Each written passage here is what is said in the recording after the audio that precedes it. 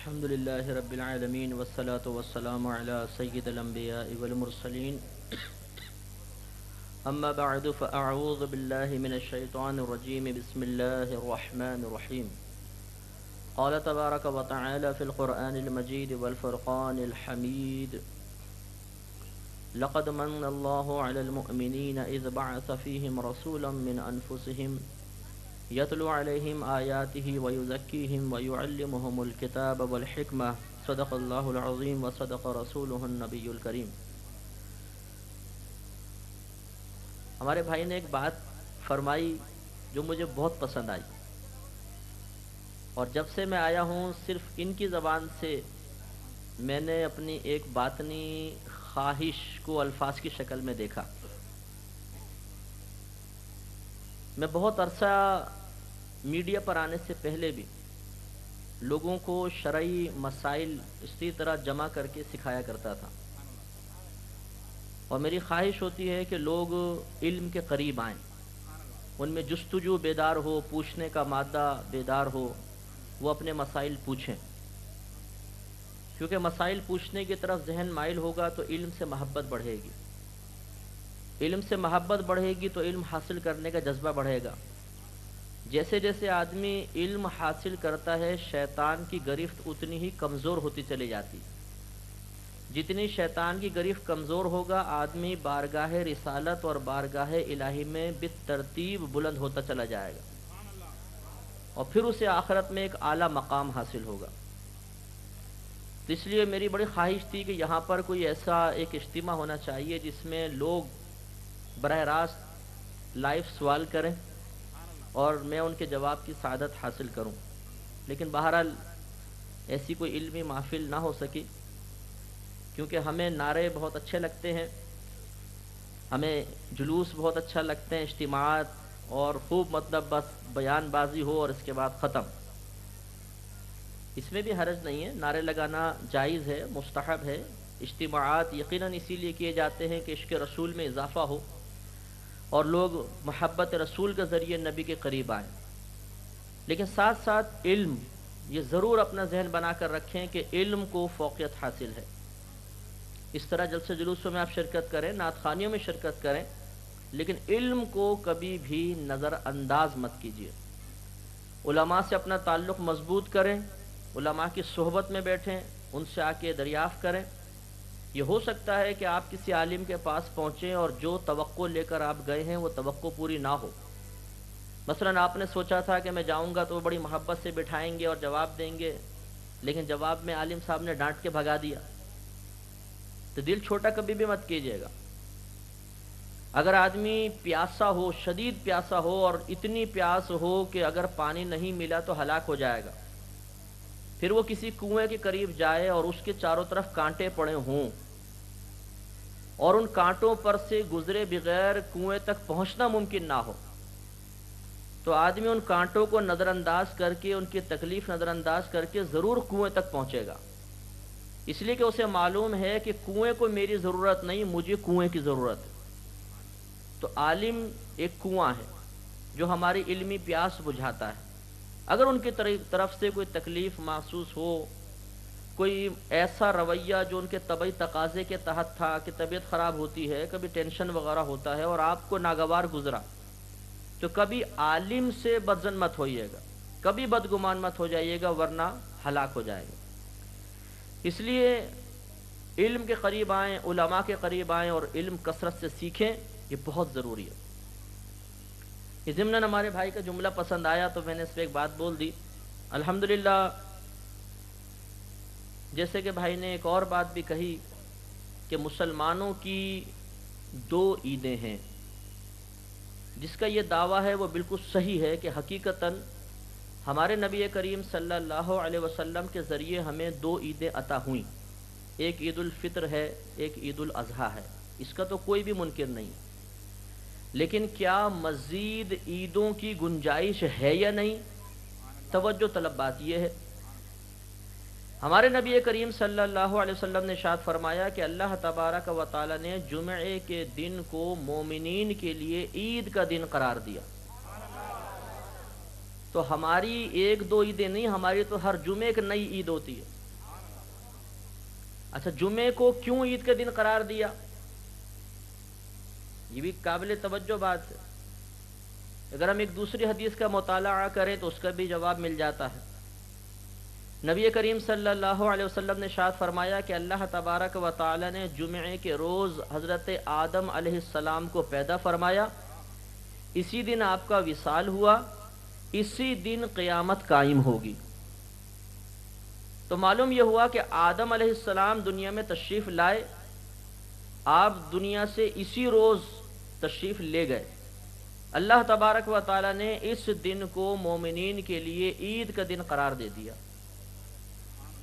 تو جس دن آدم علیہ السلام تشریف لائیں تو عید، تو جس دن آدم علیہ السلام سے افضل و اعلیٰ ہمارے نبی تشریف لائیں وہ تو بدرجہ اولا عید ہونی چاہیے۔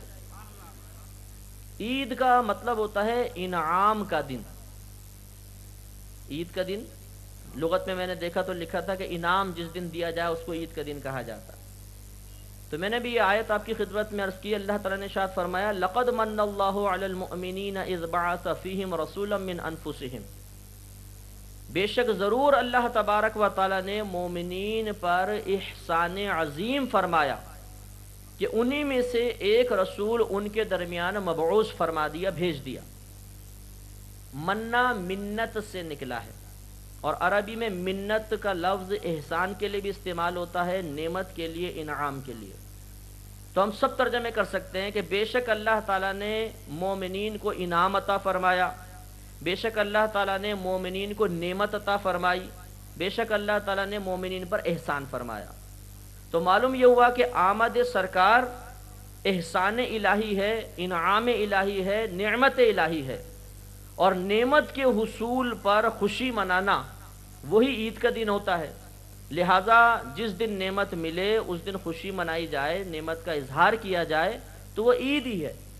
لہٰذا حقیقتاً ہم اس مہینے کو جو کہتے ہیں عید میلاد النبی کا مہینہ، وہ اسی لیے کہتے ہیں کہ اس دن اللہ تعالیٰ کی طرف سے عظیم انعام حاصل ہوا، اور ایسا انعام حاصل ہوا کہ خود ایک انعام لاکھوں انعامات کا مجموعہ، ایک ایسا اللہ نے احسان فرمایا کہ اس احسان کے صدقے ہزارہا ہم پہ مزید احسان۔ دیکھیے میں اکثر یہ بات کہتا ہوں، اللہ تعالیٰ نے اپنے فضل و کرم سے آپ کو اور مجھے ایک مسلمان گھرانے میں پیدا کیا۔ ہمارا کوئی کمال ہے؟ بھئی ہمارا کوئی کمال ہے؟ نہیں۔ ہم نے مانگا تھا؟ نہیں۔ بغیر مانگے مسلمان گھرانے میں پیدا کر دیا۔ پھر مسلمان تو پچھلی امت میں بھی گزرے ہیں۔ اللہ کا دوسرا یہ کرم کہ اس نے اپنے حبیب کریم صلی اللہ علیہ وسلم کی امت میں پیدا فرمایا۔ اس میں کوئی ہمارا کمال؟ کوئی ہم نے مانگا تھا؟ نہیں۔ تو نبی کریم صلی اللہ علیہ وسلم کے امتی ہونے کا شرف حاصل ہو جانا، مسلمان گھرانے میں پیدا ہو جانا، یہ ہمارے لیے بڑے شرف کی بات۔ تو اللہ نے اپنے نبی عطا فرمائے ایک احسان، اور اس احسان کے ذریعے مزید احسان کہ مسلمان میں بنا دیا، ان کی امت میں پیدا فرمایا، اور یہ سلسلہ احسانات چلتا ہی رہے گا۔ میدان محشر میں نبی کریم صلی اللہ علیہ وسلم کی حدیث پاک گواہ ہے، ارشاد فرماتے ہیں کہ جب تک میں جنت میں داخل نہ ہو جاؤں پچھلے تمام نبیوں پہ جنت حرام ہے، اور جب تک میرا ایک ایک امتی جنت میں داخل نہیں ہو جاتا پچھلی تمام امتوں پہ جنت حرام ہے۔ ترتیب یوں ہوگی کہ پہلے ہمارے نبی، پھر انبیاء علیہم السلام، پھر ہمارے نبی کے صحابہ، پھر پچھلے انبیاء علیہم السلام کی صحبت میں رہنے والے، پھر اس امت کے ولی، پھر پچھلی امتوں کے اولیاء، پھر اس امت کے نیک لوگ، پھر پچھلی امتوں کے نیک لوگ، پھر اس امت کے گناہ گار، اور اس کے بعد پچھلی امتوں کے گناہ گار۔ معلوم یہ ہوا کہ ہر معاملے میں فوقیت ہمیں ہی حاصل ہوگی۔ یہ احسان کس کے صدقے ملا؟ ہمارے نبی کریم صلی اللہ علیہ وسلم کے صدقے میں۔ اور اتنا بڑا شرف، میدان معاشر میں پہنچیں گے تو ہمیں علیحدہ کھڑا کیا جائے گا، بھئی یہ کون ہے؟ یہ سب حبیب کبریا کی امتی ہیں۔ وی آئی پیز بڑے خوش قسمت سمجھے جاتے ہیں، انہیں رشک کی نگاہوں سے دیکھا جاتا ہے۔ مثال کے طور پہ آپ کے کوئی بڑی شخصیت یہاں پر آ جائے اور اس کے کچھ قریبی لوگ ہوں تو ہم انہیں رشک کی نگاہوں سے دیکھتے ہیں، اور کبھی دل میں تمنا بیدار ہوتی ہے اور ان میں ہم بھی شامل ہوتے تو کتنا اچھا تھا۔ جب آپ میدان محشر میں کھڑے ہوں گے اس وقت پچھلی تمام امتیں آپ کو حسرت سے دیکھ رہی ہوں گی۔ یہ وی آئی پی، روایت میں آتا ہے کہ حضرت موسیٰ علیہ السلام نے جب اس امت کے فضائل سنے تو اللہ تعالیٰ کی بارگاہ میں عرض کی، یا رب کریم تو مجھے محمد کی امت میں پیدا فرما دے۔ ایسی تمنا ایک نبی فرما رہے، اور یہ شرف آپ کو اور مجھے حاصل ہوا، اور کس کے صدقے حاصل ہوا؟ ہمارے نبی کریم صلی اللہ علیہ وسلم کے صدقے۔ تو ہم نے تو اپنے بڑوں سے یہی سیکھا ہے کہ جب کوئی ہم پر احسان کرے تو ہم اس کے احسان کا بدلہ دینے کی کوشش کریں، کم از کم بدلہ یہ ہے کہ اس کا شکریہ ادا کریں، اس کے شکر گزار ہو جائیں، اس کے احسانات کا تذکرہ کریں، اس کی شان بیان کریں، لوگوں کو بتائیں کہ اس نے مجھ پر احسان کیا ہے اور اس کا بڑا شکریہ ادا کرنا چاہیے۔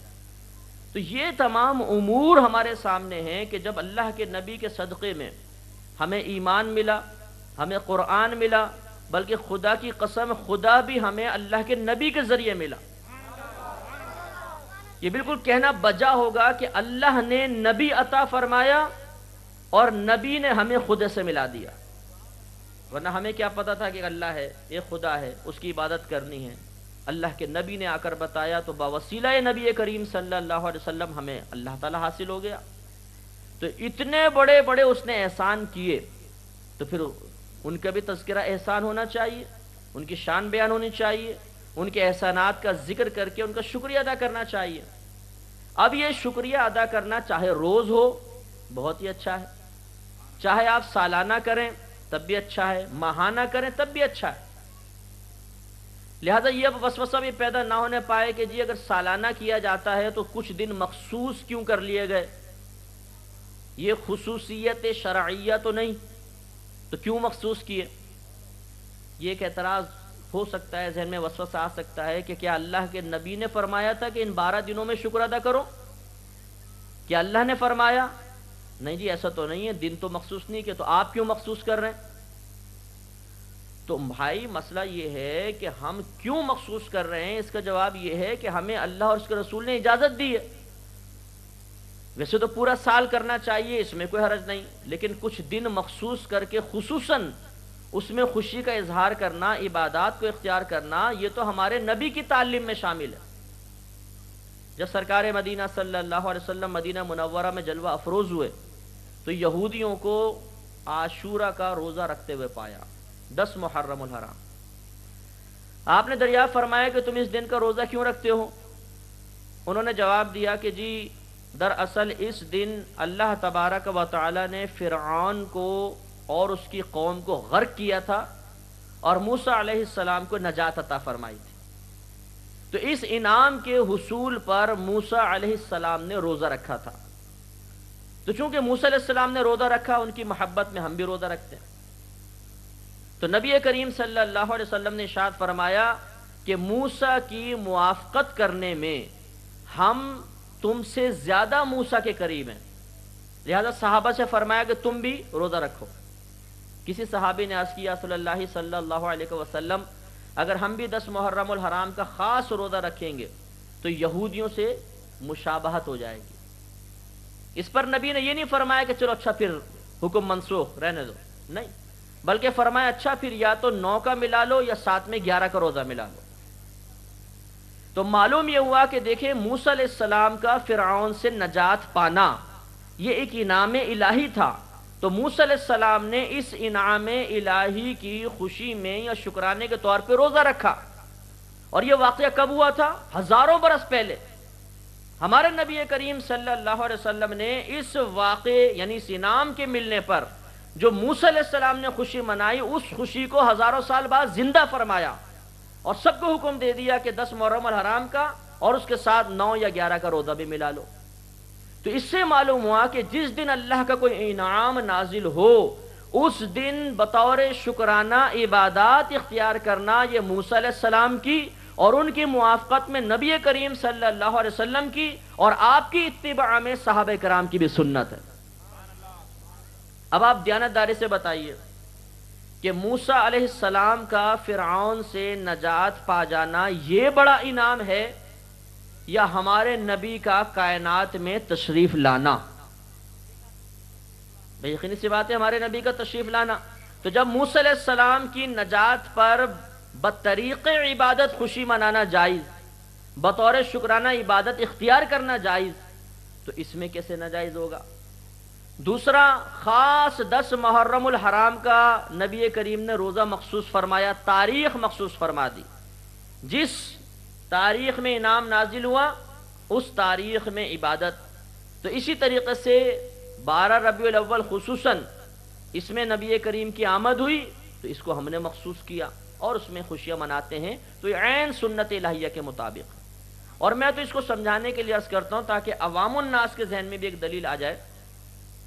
آپ کی جتنی مساجد میں جماعت کے ٹائم ہیں وہ مخصوص ہے کہ نہیں؟ ظہر اتنے بجے ہوگی، عصر اتنے بجے، فجر اتنے بجے، مغرب اتنے بجے، عشاء اتنے بجے. مغرب چلو غروب آفتاب کے ساتھ مخصوص، باقی تمام جماعتوں کے ٹائم ہم نے اپنے پاس سے فکس کیا ہے. میں آپ سے پوچھتا ہوں کہ یہ بتائیے کہ یہ جو جماعت کا وقت آپ نے مخصوص کیا یہ اللہ نے مخصوص کیا ہے یا رسول نے؟ جواب دیجئے. نہیں نا. اگر اللہ اس کے رسول فکس فرماتے، قرآن حدیث میں آتا، تو معلوم یہ ہوا کہ یہ تخصیص ہماری اپنی ہے، اللہ نے خاص نہیں کیا، رسول نے خاص نہیں کیا. تو اب میں آپ سے پوچھتا ہوں کہ یہ اعتراض کرنا کہ 12 دن میں ہی کیوں نبی کی میلاد منائی جائے، باقی دن میں کیوں نہیں؟ تو اگر کوئی آپ پر یہ اعتراض کرے کہ ظہر کی جماعت 1:30 بجے ہی کیوں، کبھی 3:30 بجے کرو، کبھی 2:30 بجے کرو، کبھی 2 بجے کرو، پھر 2:15 بجے کرو، پھر اگلے دن 1 بجے کرو، پھر 1:30 بجے کرو، اس طرح کرتے رہا کرو، تو یقیناً آپ کہیں گے تمہارا دماغ خراب ہے. اگر ہم اس طرح ٹائم بدلتے رہیں گے تو لوگ اجتماعی طور پہ عبادت کیسے کریں گے؟ تو ہم نے اپنی ایک عقلی دلیل کے ذریعے کہ بھئی اجتماعی طور پہ عبادت کا موقع مل جائے تو ہم نے وقت مخصوص کر دیا. تو ایک عقلی دلیل سے تخصیص ثابت ہو جائے تو یہ تو جائز ہو جائے. اور ہم نقلی دلیل پیش کر رہے ہیں کہ نبی کریم نے انعام کی تاریخ، مخصوص تاریخ میں عبادت کو اختیار فرمایا. یہ نقلی دلیل کے باوجود میلاد النبی منانا ناجائز ہو جائے، خاص تاریخ مقرر کرنا ناجائز ہو جائے، تو یہ دوغلی پالیسی ہے اور یہ غلط طریقہ ہے. لہذا جو جس دلیل سے یہ جماعت کا وقت مخصوص کرنا جائز، اس سے بہتر دلیل سے عید میلاد النبی کے ایام مخصوص کرنا جائز. لہذا اس پر کوئی اعتراض وارد نہیں ہوگا. آئیے اب ہم کچھ اپنے نبی کریم صلی اللہ علیہ وسلم کی شان کے بارے میں سنتے ہیں. آپ بارہا سنتے رہتے ہیں. الحمدللہ ہمارے نبی کو اللہ نے بڑی قدرت و قوت سے نوازا ہے. اس قدرت و قوت کے پیش نظر ایک امتی اکثر یہ کہتا نظر آئے گا یا رسول اللہ المدد. تو اس پر بسا اوقات وسوسہ پیدا ہوتا ہے کہ مدد تو اللہ سے مانگنی چاہیے، رسول سے مدد کیوں مانگی جائے؟ مدد تو اللہ کرنے والا ہے، رسول کیا مدد کرے گا؟ تو یاد رکھیے کہ مدد کا تصور ہمارا مسلمانوں کا یہ ہے کہ حقیقتاً مدد کرنے والا فقط اللہ تعالیٰ ہے. اس کی امداد کے بغیر بڑے سے بڑا نبی ایک تنکا بھی نہیں دے سکتا، تنکا ہلا بھی نہیں سکتا. یہ ہمارا عقیدہ ہے. تمام عظمت اور قدرت اللہ کے لیے ہے. اور اس کے بعد وہی اللہ تعالیٰ کچھ عظمت اور قدرت اگر اپنی مخلوق کو عطا فرما دے تو پھر ہمیں اعتراض کا حق بھی حاصل نہیں ہے. اسی اللہ نے کچھ اختیارات اپنے نبیوں کو عطا فرمائے، صحابہ کو عطا فرمائے، اولیاء کو عطا فرمائے، اور وہ بعطائے الہی امت کی امداد کرتے ہیں. اگر مطلقاً مدد مانگنا ناجائز ہوتا تو ہر مسلمان دوسرے سے مدد مانگ کر بھی کافر و مشرک ہو جاتا.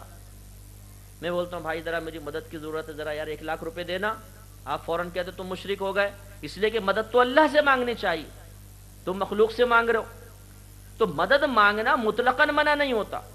مدد اس نظریے کے ساتھ اگر مانگی جائے کہ اللہ کے بغیر دیے بھی یہ مدد کرنے پر قادر ہے، یہ ہے کفر و شرک. ہاں اگر یہ مانا جائے کہ اللہ کی عطا سے اللہ کے نبی مدد فرماتے ہیں تو اس میں شرعاً کوئی حرج نہیں ہے. اور یہ اچھی طرح یاد رکھیں، جو چیز دنیا میں حرام اور شرک ہے میدان محشر میں جائز نہیں ہو جائے گی۔